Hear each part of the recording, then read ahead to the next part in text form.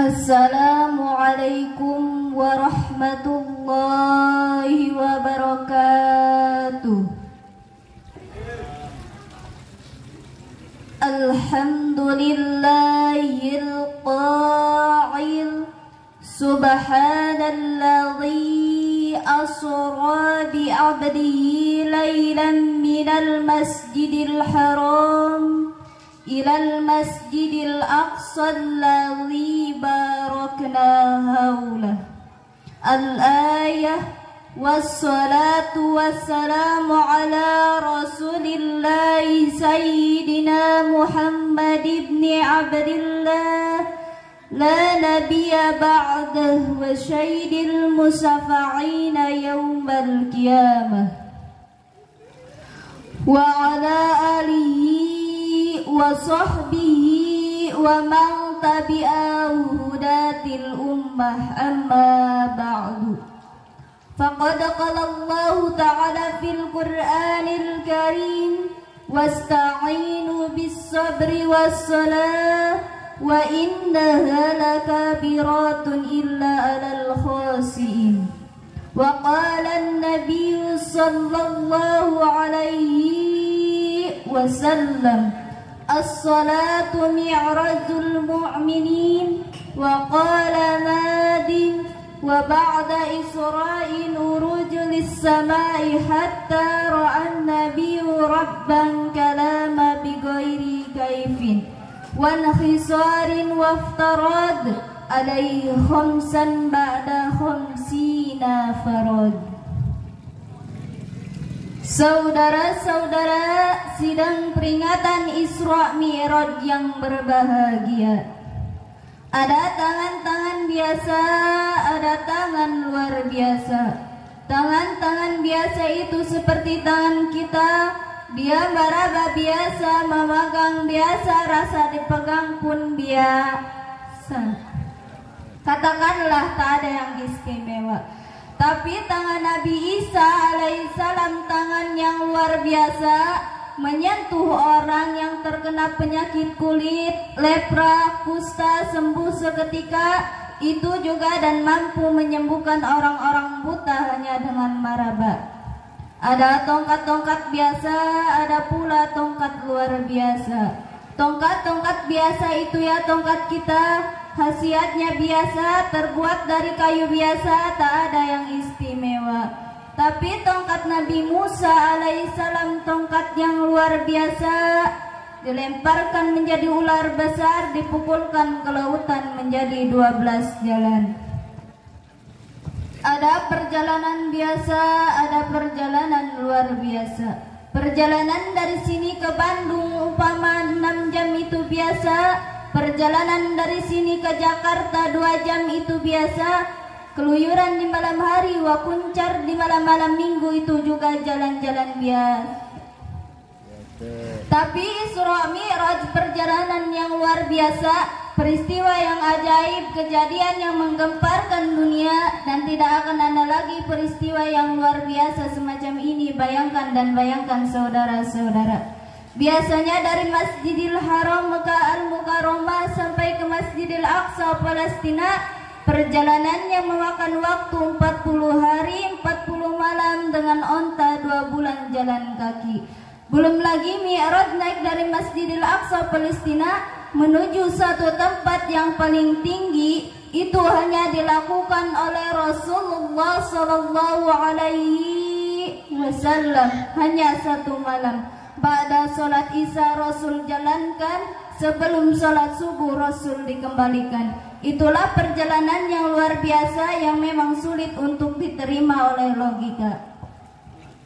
Peristiwa yang memang tidak biasa diukur dengan akal manusia, tapi harus diterima oleh hati nurani yang tertancap imannya. Iman yang dapat bercahaya, itulah sebabnya masih banyak para sarjana yang belum percaya dengan peristiwa Isra Mi'raj ini, karena tidak dapat diterima oleh daya nalar manusia.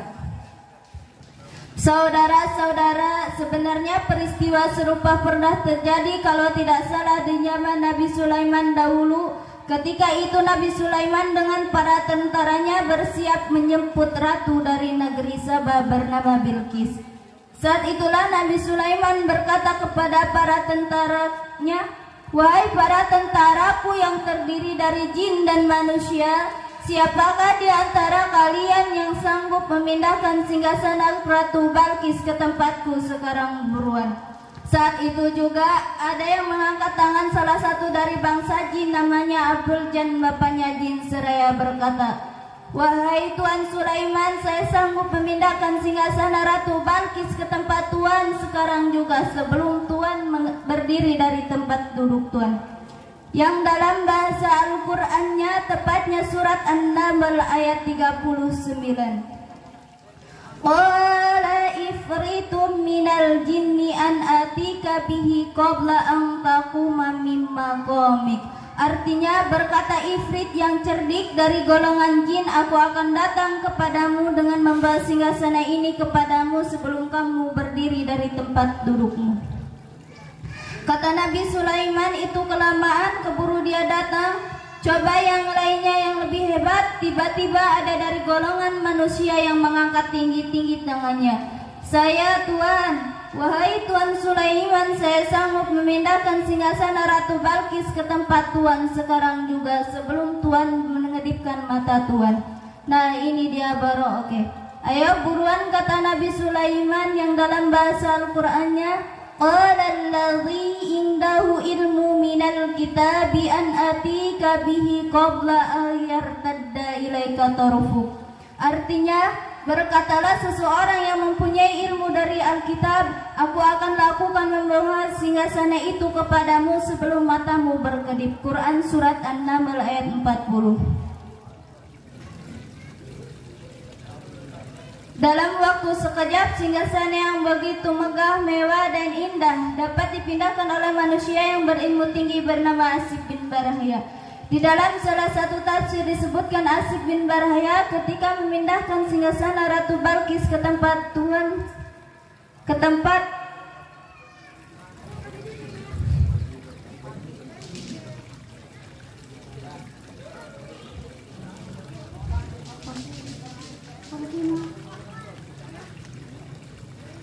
dalam waktu sekejap, singgasana yang begitu besar, megah, mewah yang dapat dipindahkan oleh manusia yang berilmu tinggi bernama Asif bin Barhaya. Di dalam salah satu tafsir disebutkan Asif bin Barhaya ketika memindahkan singgasana Ratu Bilqis yang begitu besar, megah, mewah yang terdiri dari intan mutiara, konon katanya dari bawah tanah. Makanya di era teknologi modern sekarang ini banyak lahir gedung-gedung di bawah tanah, jalan bawah tanah, jembatan bawah tanah. Saya yakin betul hasil riset Al-Quran.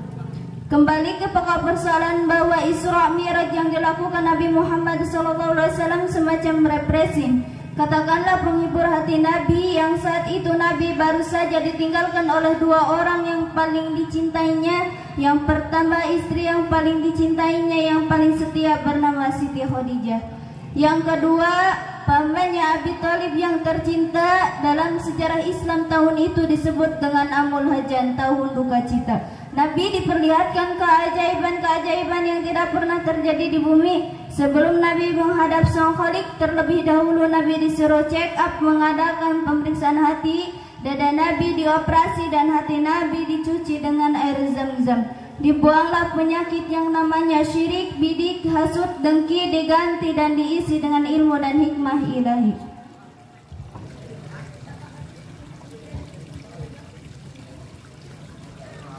Di balik ini ada hikmah yang tersembunyi buat kita semua. Siapapun kita ketika menghadap Allah, hati ini perlu bersih-bersihnya hati. Level takwa yang paling tinggi disebut juga dengan tanzihul qalbi. Jadi kalau Nabi jumpa dengan Allah itu dengan hati yang suci disebut Isra Mi'raj. Maka kita pun bila ingin jumpa dengan Allah diperlukan hati yang suci, disebut yaitu salat. Itulah yang dimaksud as-salatu mi'rajul mu'minin. Artinya salat itu mi'rajnya orang-orang mukmin.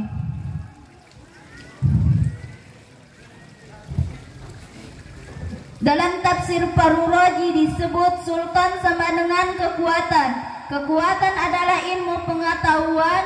Selanjutnya, hikmah yang kita dapat dari peringatan Isra Mi'raj ini, sejauh mana tanggung jawab kita menerima amanat Allah ini sekaligus mampu merawatnya. Sebab siapa yang mampu memelihara solatnya, sesungguhnya solat kan menjadi pembelanya. Dan kesimpulan paling akhir, Isra Mi'raj bukanlah persoalan akal-akalan, tapi persoalan iman. Bukan persoalan IQ, tapi persoalan hati. Jangankan cuma satu malam perjalanan Mi'raj, kalau Allah punya mau saja, semenit bahkan sedetik saja Allah bisa. Jadi ringkasnya, kalau muaranya dari Allah, kita tinggal menerima dan percaya. Semoga dari peringatan Isra Mi'raj ini ada perubahan pada diri kita dengan beramal nyata untuk bakal yaumil jaza. Amin ya rabbal alamin. Saya akan antar ceramah akhir ini dengan sebuah firman Allah yang berbunyi, Inna sholata kanat 'alal mu'minina kitaban mawquta.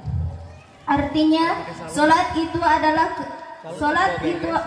adalah kewajiban yang ditentukan waktunya atas orang-orang yang beriman. Quran surat An-Nisa ayat 103. Anda uridu wa anta turidu wallahu fa'alu lima yurid. Wassalamualaikum warahmatullahi wabarakatuh.